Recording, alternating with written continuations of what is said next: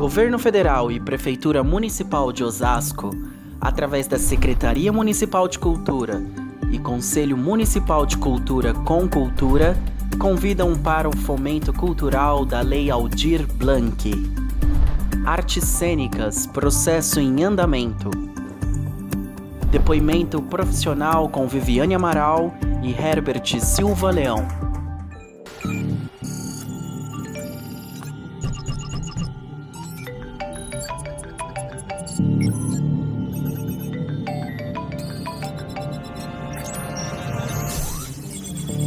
You blocked me on Facebook, and now you're going to die. You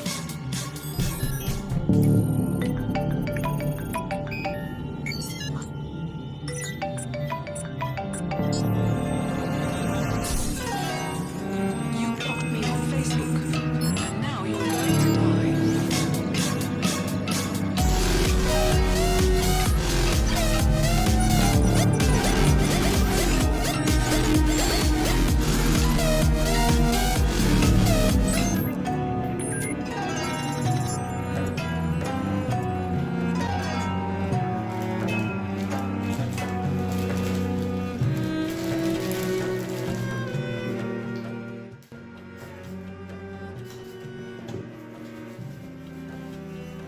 Olá pessoal, tudo bem? Boa noite. Aqui quem está falando é Herbert Silva Leão. Eu sou ator, diretor teatral e escritor. E eu estou aqui hoje para me apresentar para vocês e falar um pouquinho também desse meu novo projeto, que é um projeto chamado Fragmentos Egipcíacos, um projeto voltado para a plataforma digital e livremente adaptado da obra Oratório de Santa Maria Egipcíaca, de Cecília Meirelles. Eu sou mestrando em artes cênicas, eu comecei a estudar teatro desde os 10 anos de idade, onde eu comecei a fazer teatro. Com 16 eu fui buscar a profissionalização, com mais ou menos 25 eu entrei numa graduação em artes, num bacharelado interdisciplinar em artes, onde eu pude passar por várias disciplinas do conhecimento, faculdades do conhecimento, para poder criar um senso estético e sensível de um artista completo, um artista que compreenda o mundo que habita para poder criar. Com essa pandemia, com este momento de quarentena, isolamento social, nós artistas estamos tendo de nos reinventarmos. É um momento muito delicado e é um momento que também nós somos aqui de São Paulo. O Plano São Paulo nos proporcionou encontros cautelosos, né? Sempre utilizando máscaras, gels e essa possibilidade desse encontro para a criação. Eu só queria avisar também a todos os nossos espectadores, navegantes, que esta pesquisa ela começou já faz mais ou menos um ano e ela também tem muito do remoto, muito da troca à distância. Então a gente está utilizando tudo que tem a ver com o ambiente digital para nos dar apoio para esta criação, que é um caminho novo que a gente está trilhando, né, Vivi? Sim, olá, meu nome é Viviane Amaral, tenho 42 anos, sou atriz, figurinista. Minha carreira como atriz começou aos 14 anos de idade, em São Bernardo do Campo, que foi quando eu comecei a estudar teatro. Já fui convidada para apresentar uma peça profissionalmente e a gente ficou 2 anos em cartaz, em teatros e escolas da região. Uma peça muito fofinha, infanto-juvenil, a maravilhosa história do Sapo Travesti. Depois disso eu fiz Helena, mas larguei, fiquei um tempo longe do teatro, que foi quando eu fiz moda, me formei em moda, trabalhei como figurinista um tempo, e só que a vontade de voltar para o teatro foi irresistível. Desde os 3 anos também eu escrevo, só que eu nunca tinha pensado em escrever uma peça de teatro, né? Então, agora a gente está com esse novo desafio. Dessa escrita criativa, né? Dessa adaptação, né? A livre adaptação da Cecília Meirelles, dessa história tão linda que é a Oratória da Santa Maria Egipcíaca. E é isso. A gente se conheceu. A gente se conheceu no Teatro Escola Macunaíma, em 2008, né? 2007, 2008. Por aí. E a gente apresentou umas peças, fiz uns figurinos de umas peças de teatro lá pra gente apresentar. E foi isso. E agora a gente está com essa peça nova, com esse projeto novo, que é uma coisa que a gente está querendo fazer há um tempo já, mas é agora que a gente aproveitou essa pandemia, esse tempo que a gente tem, né, para refletir mais sobre tudo que está acontecendo, e a gente quer passar nossa mensagem, nossa arte, para entreter e para levar o público a reflexões interessantes através da personagem Mia. E também a importância que a arte está tendo, a arte e a cultura, para poder manter a gente ativo, né? Nós, jovens, que queremos compartilhar nosso trabalho com o nosso público, esse encontro e esse momento, esse tempo ocioso, esse tempo de cautela, está sendo muito importante para a gente dar sequência aos nossos sonhos, projetos e futuro também. Não só nosso, como aqui do nosso município e também do nosso estado, do nosso país. Vamos nessa, gente? Vamos lá!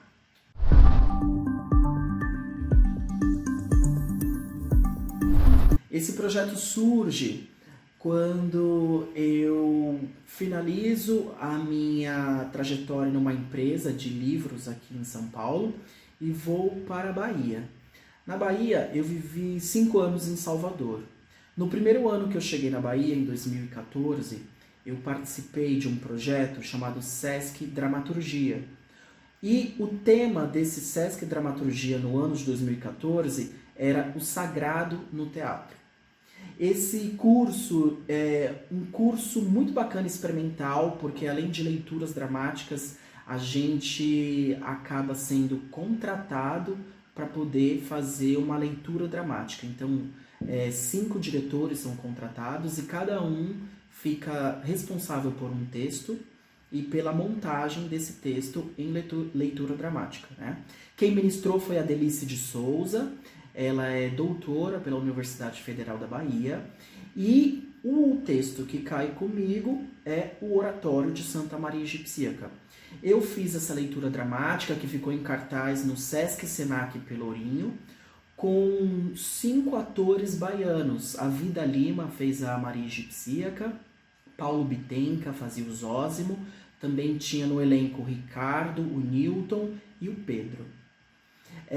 A gente ficou em cartaz um fim de semana, né, nessa leitura, a gente tem até um registro dela. Foi um projeto experimental, a gente utilizou uma estética experimental, a gente fez um jogo com luzes, a gente trabalhou com sombras, breus e também com cores, né? A Vida, por exemplo, ela tinha um acessório aqui no ouvido dela de uma flor, uma rosa, né?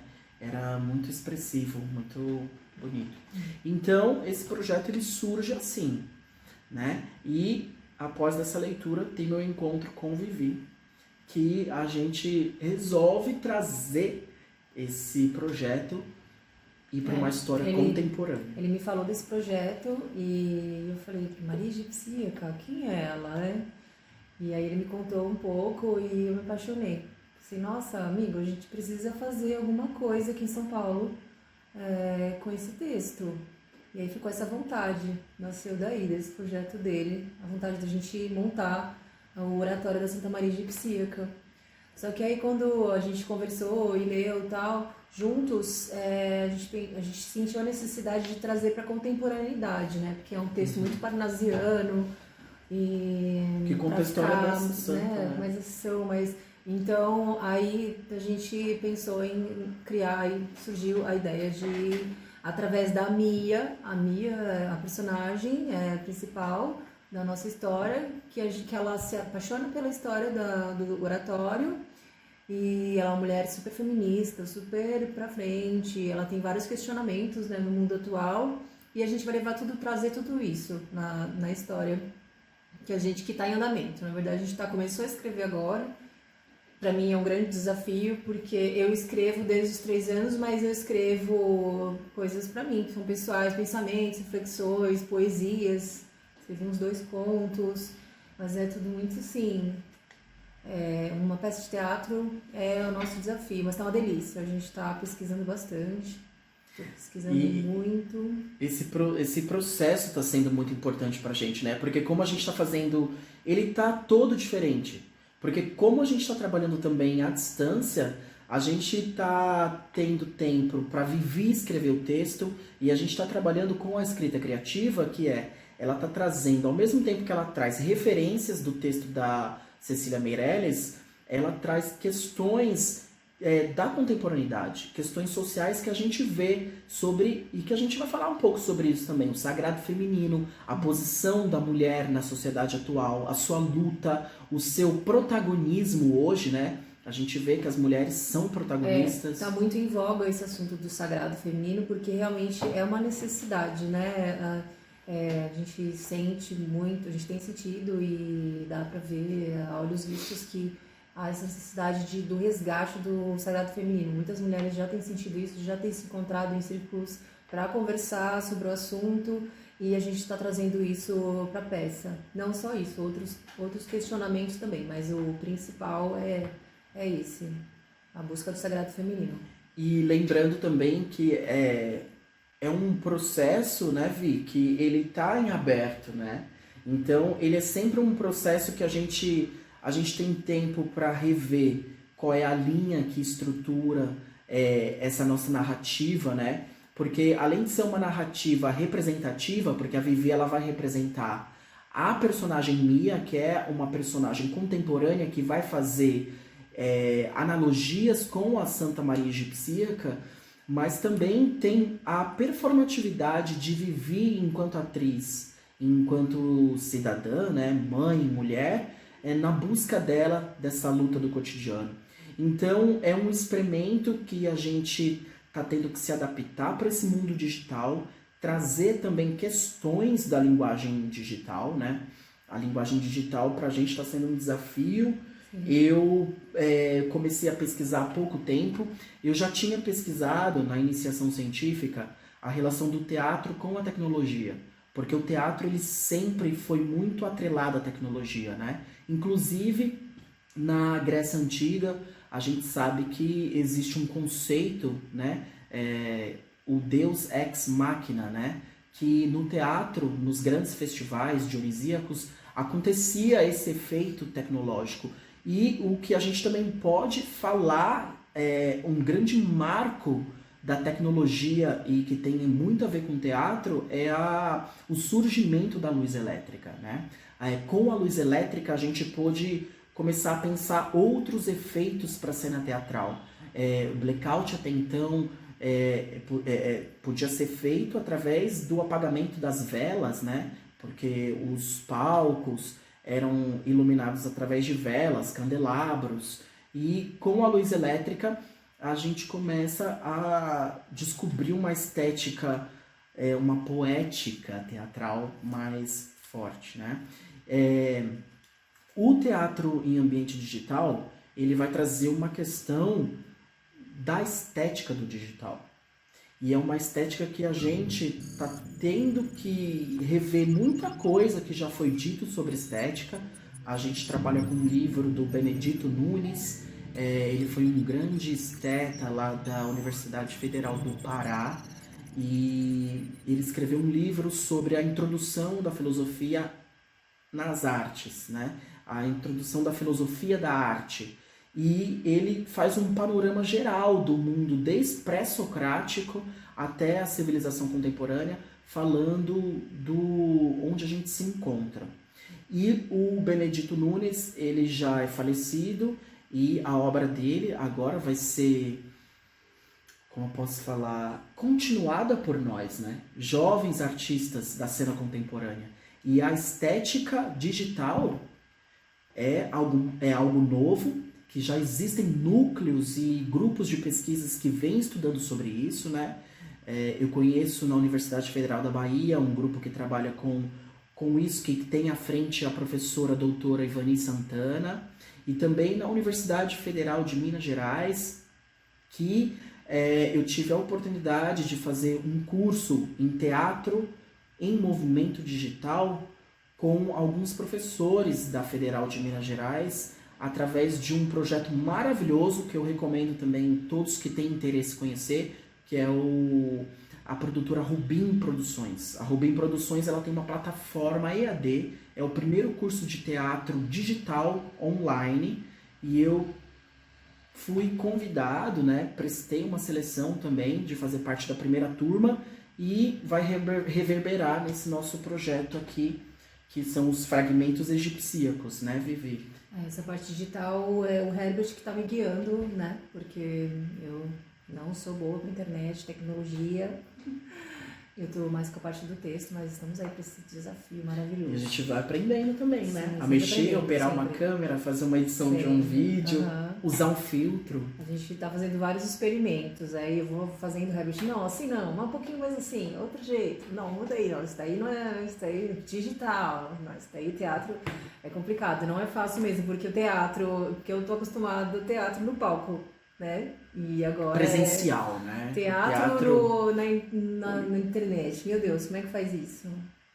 Aí É até teatro mesmo? até aqui, o que a gente está escrevendo está super sujeito a mudanças, porque eu comecei a escrever, eu pensei, e aí eu mostrei o texto para ele a primeira vez e ele falou, tá muito cinema isso, vamos fazer uma minissérie então. Eu falei, não, calma, a gente chega lá, vamos lá, o que a gente quer fazer? Ah, teatro performativo, eu gosto, vamos lá, é isso que a gente tá afim, é isso. Estamos nesse caminho aí, né? Agora a gente gostaria de falar para vocês sobre com quem a gente vai fazer isso, né? Eu estou assumindo a direção, né?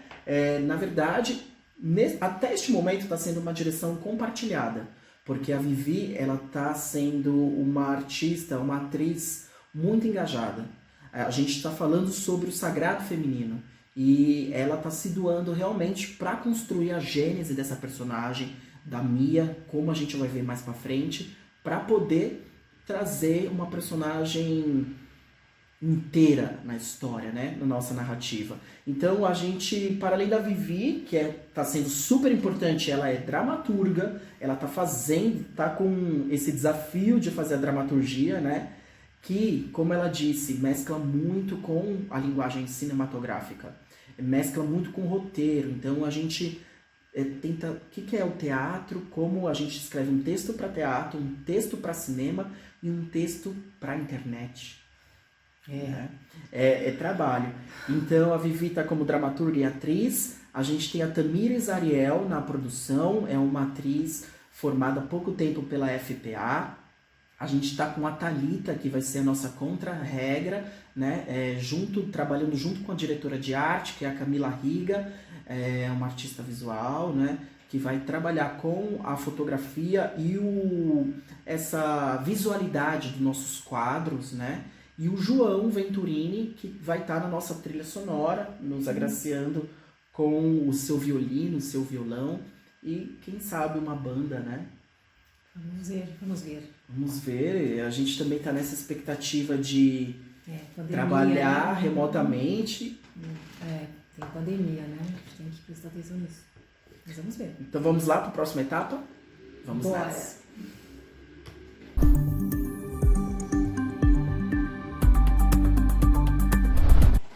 Agora vamos falar sobre a Cecília Meirelles. Cecília Meirelles foi uma mulher incrível, uma super escritora. A vida dela foi marcada pela morte de pessoas muito próximas. Antes dela nascer, o pai dela morreu 3 meses antes dela nascer.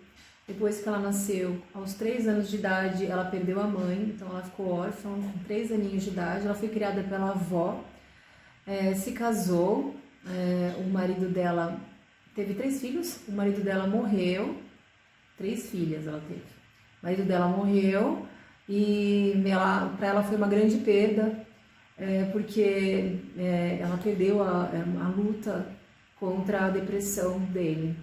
Logo depois, a avó dela morreu também.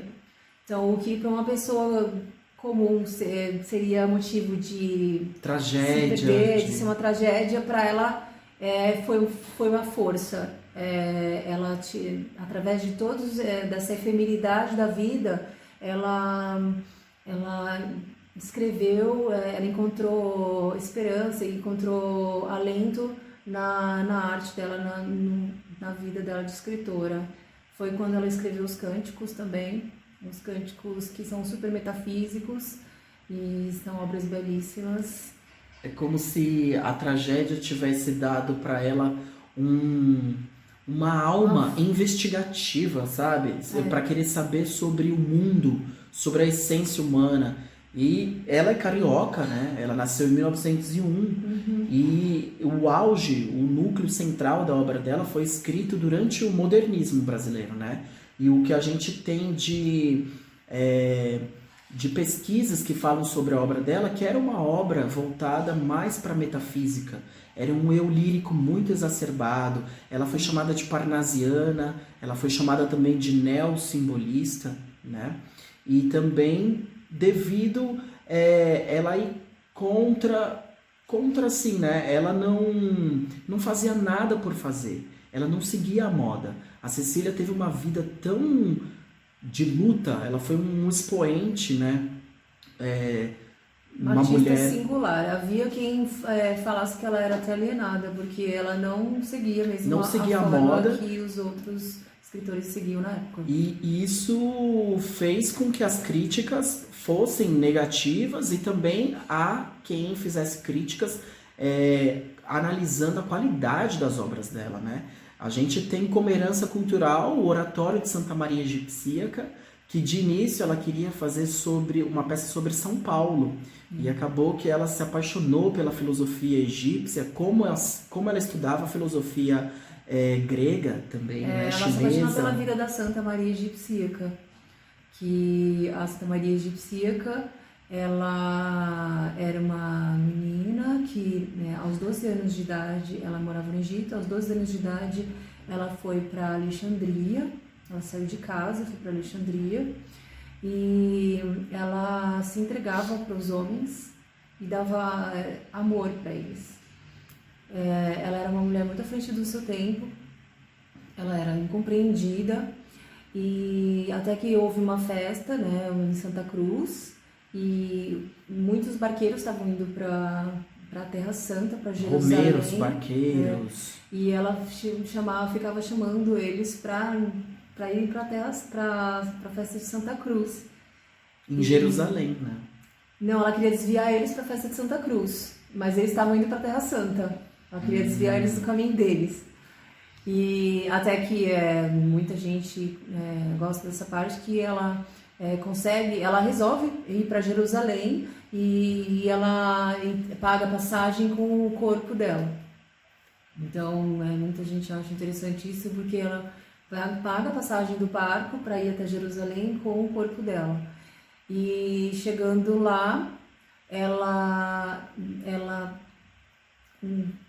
um peso na consciência, uma chavinha na mente dela virou, e ela começou a se questionar de tudo que ela estava fazendo até então. Ela teve uma luz na consciência dela e ela não sentiu que ela merecia, que ela conseguia entrar na igreja para rezar e agradecer. E ela via todas aquelas pessoas entrando na igreja e rezando, e ela sentiu que o pé dela não saía do lugar, ela se sentiu pesada. E aí ela começa a ter um contato com o divino, ela começa a conversar com Deus e falar que ela não se sente digna de entrar e rezar. Mas aí ela faz um pedido, ela fala que se ela conseguir entrar, ela vai se redimir, vai voltar para o deserto e vai refletir sobre tudo que ela fazia e tudo que ela estava fazendo até então, e quem sabe um dia voltasse ali para rezar de novo. E aí começa a sua jornada no deserto. Ela volta para o deserto com 3 moedas e 3 pães e passa 50 anos no deserto com a sua vida suspensa. Os 2 milagres da santa são ela levita sobre o Rio Jordão, que o Zósimo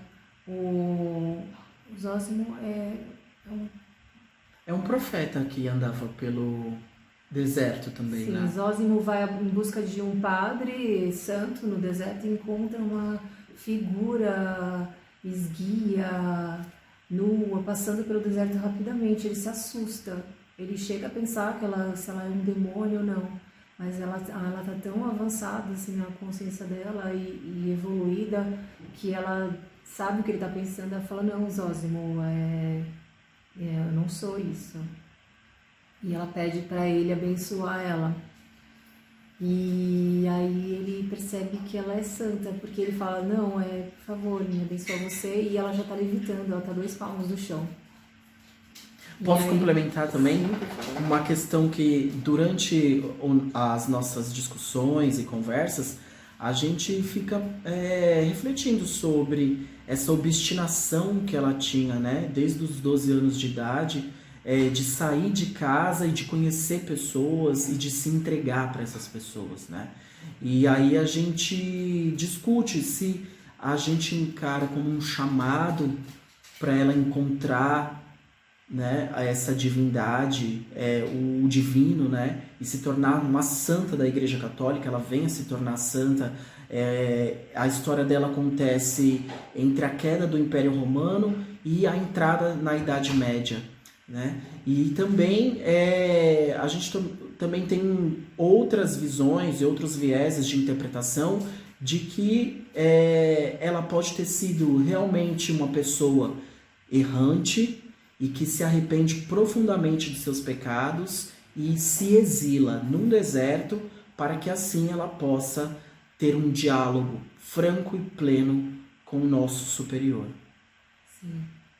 E aí a gente tem conversado muito sobre isso, em busca do self, né? Eu acho, minha opinião, eu acho que ela vai em busca da solidão voluntária, em busca do seu self, e aí ela alcança um nível de consciência muito superior. E aí é isso. E então os Zósimo encontraram no deserto, ele percebe que realmente ela tem algo de muito especial, ela deve ser uma santa. E ela aí, faz uma previsão, né? Ela chama ele pelo nome dele. Ele percebe que ele é diferente, né? Porque ela sabe o nome dele, sabe quem ele é, ela, Zósimo, Zósimo, né? Ela chama ele ali no deserto. E aí é isso. E ela pede por favor, para ele voltar na Páscoa e abençoar ela e trazer a comunhão, a hóstia, para ela tomar. Ele fala, tudo bem. Aí ele vai embora. Ele deixa lentilhas para ela comer, umas castanhas, e ele vai embora. E aí ele volta, abençoa ela, e quando ele traz a hóstia, ela levita pelo Rio Jordão para encontrar ele. E ela passa pelas águas, atravessa as águas. E aí ele vai embora, estupefato com aquela visão que ele teve. E aí depois ele volta no deserto e ele encontra o corpo da egipcíaca no chão, ela tá morta. Mas aí a história dá para o nosso público ler no livro da Maria Egipcíaca, de Cecília Meirelles, e também acompanhar o nosso processo. Aqui a gente agora vai para uma nova etapa que a história de Santa Maria Egipcíaca traz pra gente, que é a questão do sagrado feminino.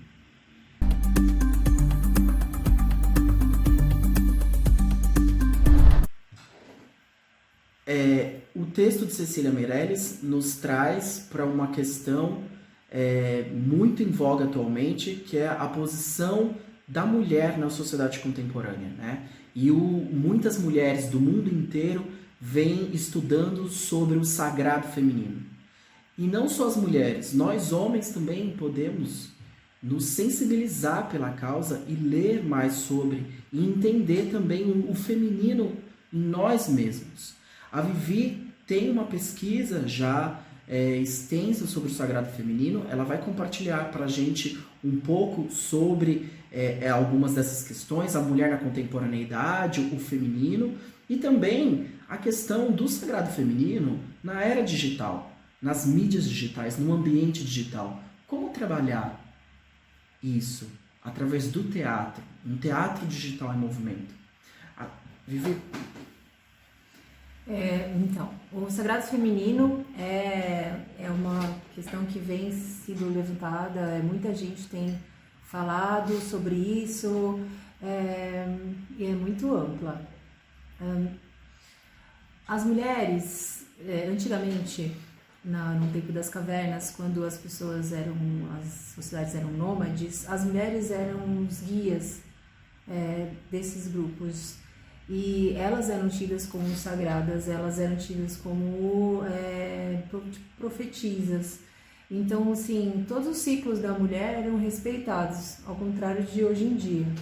A mulher, ela é cíclica, e isso é importante, essa sabedoria da Terra. A Terra é cíclica, a mulher também. A mulher tem um ciclo menstrual e tem tudo a ver com a Terra. Quando a mulher está menstruada, ela está mais sensível, ela ouve melhor, ela é meio que uma ponte entre o mundo exterior e o mundo inferior. É isso que era visto na época das sociedades nômades. Então, as pessoas, para mudarem de lugar ou ficarem ou não nos lugares, eles ouviam as mulheres, principalmente as mulheres quando estavam menstruadas, quando estavam na lua delas. A mulherada agora do Sagrado Feminino fala que é a lua, quando você está menstruada é que veio sua lua. Fazendo uma referência com as tendas da lua, que as mulheres todas se reuniam dentro da tenda para ouvir a voz interior, se conectar com o divino dentro delas mesmas. E era muito legal que nessa época isso era super respeitado e ouvido pelos homens. Só que quando as sociedades começaram a se fixar nos rios, né, ao redor dos rios, quando se tornaram fluviais, os homens começaram a se preocupar com a terra, porque assim, como as mulheres, elas ficavam grávidas e eles não sabiam de quem era o filho. E aí eles se preocupavam com o território que eles tinham conquistado e eles não queriam que ficasse para o filho de outros homens. Foi quando os homens começaram a prender essas mulheres e não ouvir mais elas. Elas começaram a ficar presas e ser tratadas como uma propriedade. Aí começou, né, o macho ferido, né, que começa a ferir o feminino. E começou tudo isso, que vem até hoje, né, que aí na época da Inquisição, na Idade Média, a igreja começou a ver essas mulheres sábias, mulheres que tinham mais conhecimento de ervas, que liam mais e tal, começaram a chamá-las de bruxas. Muitas vezes não eram só mulheres sábias, mulheres sensíveis, às vezes só porque elas se achavam, eram diferentes um pouco das outras, já achavam que era bruxa também, e queimaram muitas mulheres foram queimadas. E no iluminismo também, as mulheres foram colocadas de lado também. Então, no decorrer de todo esse tempo, as mulheres foram violadas, maltratadas, e o feminino não só nelas, mas nos homens também é tratado como inferior, né? Como algo inferior. É muito comum, né? O pessoal falar, ai, você é menininha, né? Falando brincadeira de criança, né? Você é menininha, ai, que isso? E isso foi, né? Tem sido contestado bastante, graças a Deus. E é isso, na década de 60, as mulheres tentaram mudar tudo isso, só que o problema é que elas foram um caminho errado, porque como o homem estava dominando a sociedade, elas perceberam que, então, se elas se comportassem como um homem, elas iam conseguir dominar também. E não foi o caminho certo, porque esse masculino é muito agressivo e a mulher se tolhe, assim, né? Então, é violento com ela mesma, né? A mulher tem que respeitar o seu interior, e isso é legal, né? Imagina se numa empresa o administrativo, as pessoas respeitassem a mulher como sendo cíclica e não como o homem, né? Que é uma coisa só linear. A mulher, quando ela está ovulando, ela é super criativa. Então imagina você usar todas essas fases da mulher para uma coisa assim produtiva no trabalho. Uhum. Seria muito Isso interessante. É um aprendizado para o homem também, né? É que o trajeto ele nunca é linear, né? A história ela é composta, é claro que a gente olha para trás e a gente conta uma história, né? E ela tem que ter um mínimo de entendimento como aquela narrativa foi construída, né? E hoje em dia, na sociedade da informação que a gente vive, que é a sociedade da opacidade, onde as estruturas estão expostas e a gente vê os problemas sociais que reverberam desde lá do nosso passado, a gente encara isso como uma possibilidade de mudança pra gente, né? Poder juntar o sintagma com o paradigma e fazer combinações não apenas binárias, né? Mas para além, transcender, né? Segundo Jung, o homem também tem a sua alma feminina, né? Que ele chama de ânima. E homem e mulher, os dois têm a ânima e o ânimos. E no homem você dá para perceber quando acontecem violências contra homossexuais. É óbvio que essa violência já acontece na psique desse homem que violentou, porque ele já está violentando dentro dele mesmo o feminino dentro dele. E o mundo exterior só reverbera o que acontece no mundo interior. Então a cura desse feminino é necessária nos homens e nas mulheres. Não é uma simples coincidência, a Clarissa Pinkola fala que não é uma simples coincidência o planeta Terra está sendo violentado, destruído, e o feminino também, e a mulher selvagem também, porque isso é um assunto que a gente vai falar daqui a pouquinho. Mas é isso, só finalizando que é importante também, na Grécia Antiga, as mulheres foram fragmentadas através das deusas, porque antes, né, tinha uma deusa só, né, que é uma analogia assim com a Terra, que a Terra é a nossa mãe, a Terra nos pariu, nos teve, nos alimenta, né, a mãe inicial. E na Grécia Antiga eles fragmentaram essa deusa.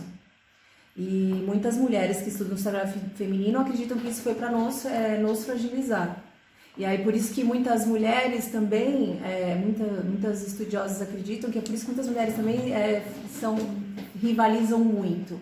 Porque desde a Grécia Antiga já se criou dividiu a mulher fragmentou a mulher em diversas deusas, né? Na Grécia Antiga tem a Atenas, a Afrodite, né? Tem diversas. Então, ficou meio que no inconsciente que a mulher tem que se identificar com uma. Essa mulher é mais, Atenas, que é tipo a que organiza, né? A que tá ali nos negócios. Essa daí é mais Afrodite, ela é mais sensual, né? Então, tipo, isso ficou, até hoje a gente tem isso. E as mulheres, achando que são uma só, uma partezinha da deusa, elas querem competir com a outra. E isso é péssimo, porque nós somos todas. Todas essas deusas são uma só.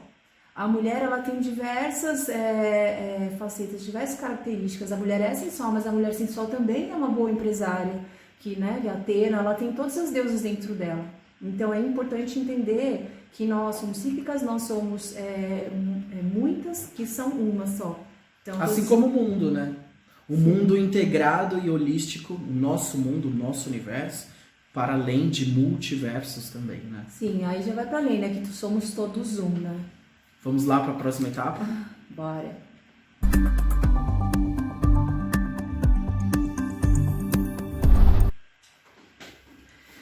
Então, gente, agora a gente vai compartilhar um pouquinho sobre o nosso processo criativo e para começar sobre a produção do texto. O texto em ambiente digital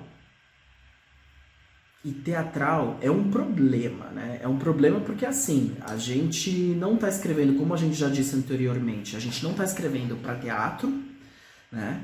Apesar de que os fragmentos egipcíacos possam ir para um palco, né? Mas de início a gente está escrevendo para o teatro em movimento digital, que é esse teatro do possível. Então, ele tem a estrutura de uma peça de teatro, mas ele também tem uma estrutura de um roteiro cinematográfico e também tenta trazer links com o ambiente digital, né? Então, assim, a gente está trabalhando, eu e Vivi, de uma forma, de uma escrita criativa, onde a gente tem uma personagem central, a gente tem um conflito, um problema, e a gente quer tentar resolver ou não esse problema. O trajeto dessa personagem vai ter uma linha crescente de conflito e desencadeamento da história, mas não tão de uma forma linear. Até porque, como nós estamos experimentando esta nova linguagem, é novo pra gente. Então, assim, a gente está discutindo qual é o tema norteador de todo o conflito dela. E é claro que a partir dessa busca dela, né, dentro das questões da personagem Mia, vão surgir questões que a gente já tocou sobre o sagrado feminino, questionamentos dela enquanto mulher na sociedade contemporânea, né? E também questões da própria atriz trazendo essa, como eu já disse também, a luta dela na sociedade contemporânea através do processo criativo enquanto uma atriz no mundo, né? Eu vou passar a palavra para a Vivi e a gente também vai fazer uma leitura de uns trechos do texto da Cecília Meirelles para a gente discutir mais sobre a nossa adaptação. Então, como já foi dito antes, é uma livre adaptação do texto da Cecília Meirelles, o Oratório da Santa Maria Egipcíaca, e a gente queria montar a peça, e só que para a contemporaneidade o texto é muito parnasiano, então a gente pensou, não, a gente vai ter que reescrever. Então, e até porque a leitura dramática que eu comentei anteriormente, ela foi feita com texto integral, né? Então é um exercício que eu já tive de produzir um repertório cênico, né? A partir do texto da Cecília Meirelles. Então nosso desafio aqui é outro, é trazer a história com uma outra personagem para a contemporaneidade. Sim, aí nós pensamos, então então surge a necessidade de criar a personagem Mia, porque ela é essa ponte que vai trazer os fragmentos egipcíacos, né, dessa história dessa mulher tão antiga, de há muito tempo atrás, mas que fala, né, de questões muito atuais também, né, que são o sexo, né, a tentação da carne, sexo, o machismo, né, sociedade patriarcal. Então a Mia, ela é uma menina que não detesta o machismo, ela é super feminista, ela é super ela tá muito interessada no sagrado feminino também. E é isso, então através a princípio, assim, lembrando que o texto está aberto a mudanças, a gente está no processo criativo, a gente começou agora, a gente está pesquisando e tal, mas eu quero pesquisar muito mais, assim, é o começo das pesquisas. E a gente começou e a gente viu que a linguagem estava muito cinematográfica, como o Vivi falou, e a gente teve que voltar e rever. Sim, então agora a gente está naquela parte assim, que eu escrevi a princípio e ele falou, tá muito cinematográfico, tá muito sério, parece uma websérie, então a gente está exatamente naquela parte que a gente tá bom, então a gente quer usar isso, essa linha tá legal, mas o formato a gente vai ter que adaptar para o teatro, não adaptar, recriar, a gente está nessa parte de como a gente vai resolver isso. Então aí um outro caminho que a gente começou hoje foi na ação, né? A gente está lendo, estudando o texto, mas agindo, e para ver o que surge. E aí nós vamos pesquisar também muito mais sobre performance e tal, procurando meios para ver como a gente vai comunicar isso. Porque se a gente for estruturar o nosso trabalho até então, a gente tem uma figura que é uma direção compartilhada entre mim e a Vivi, e a gente tem uma equipe. A gente tem dois braços, um braço do eixo teatral e o braço do eixo digital. Então a gente está tentando mesclar de início a dramaturgia com o repertório. O que a gente tem de dramaturgia, o que a gente tem de repertório e como linkar isso, é o que a Vivi falou agora, para a questão do corpo. Como improvisar a partir desse material que a gente já tem, né? De início a gente tem isso. A gente já está pensando no eixo digital, como trazer questões da interatividade, da linguagem própria digital, o uso de filtros, a apresentação do processo em andamento desse projeto, para poder conectar e o projeto começar a ter a cara dele, né? Mas beberemos sim da fonte do cinema, isso já foi conversado, primeiro que ela também é uma paixão, né? Eu amo cinema, então não tem como não. Então, e também porque, que a gente estava conversando ontem, né? A gente tem câmera, né? A gente está gravando, então acaba que cai, né? Uma coisa assim de gravar e tal, de pensar no quadro, como é que vai ficar. Mas a gente quer também trazer a performance, então a gente está nessa parte assim, pensando como a gente vai fazer isso, né, de maneira assim, bem automática e tal. A performance, a gente tem essa pesquisa, né, sobre a arte da performance e a gente está mesclando aqui o teatro com a performance e o lado da performance que a gente quer é a performatividade. Então a personagem da Mia, ela vai estar o tempo todo em diálogo com o próprio público da plataforma digital e ela vai estar interagindo com esse público. Ela vai estar se questionando e compartilhando os questionamentos dela, mas ela tem um conflito. E esse conflito que vai encadear toda a narrativa da história para desencadear, né, o desfecho que a gente ainda não Não, a gente tá discutimos. Até que no começo o raciocínio foi assim, o começo assim, da produção do texto mesmo foi uma coisa assim, mais só intelectual. Né, pesquisa e escrita. Agora a gente parte para uma outra linha, que é através da ação, a gente tá agora começando a pensar em desenvolver o texto. Tudo aberto, lógico, a mudanças, mas a gente está nessa fase, né? Que hoje a gente começou já a fazer uns experimentos aqui, mas já na ação. Da ação, tirar o texto. Então a gente está nessa fase. É isso, a gente está numa descoberta mesmo, como a gente já falou. É a busca do sagrado feminino e a busca do teatro em movimento digital. Em plena pandemia.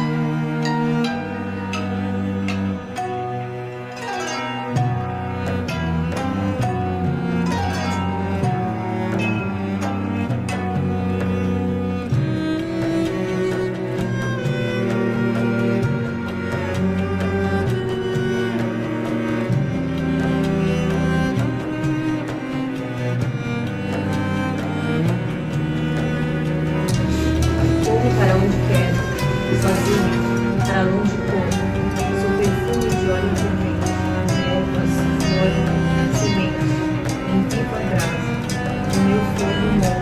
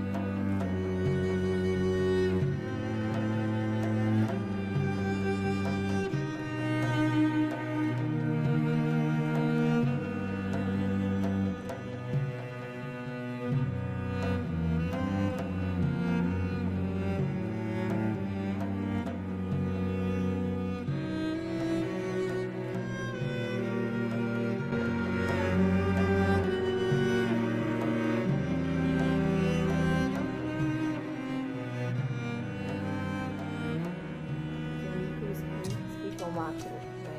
Então, tipo, através de uma mulher há muito tempo atrás, da egipcíaca, todo o seu sofrimento, tudo que ela passou e através desse sofrimento que o micro explica o macro, né? Então, tipo, através de uma mulher há muito tempo atrás, da egipcíaca, todo o seu sofrimento, tudo que ela passou e através desse sofrimento que o micro explica o macro, né? Então, tipo, através de uma mulher há muito tempo atrás.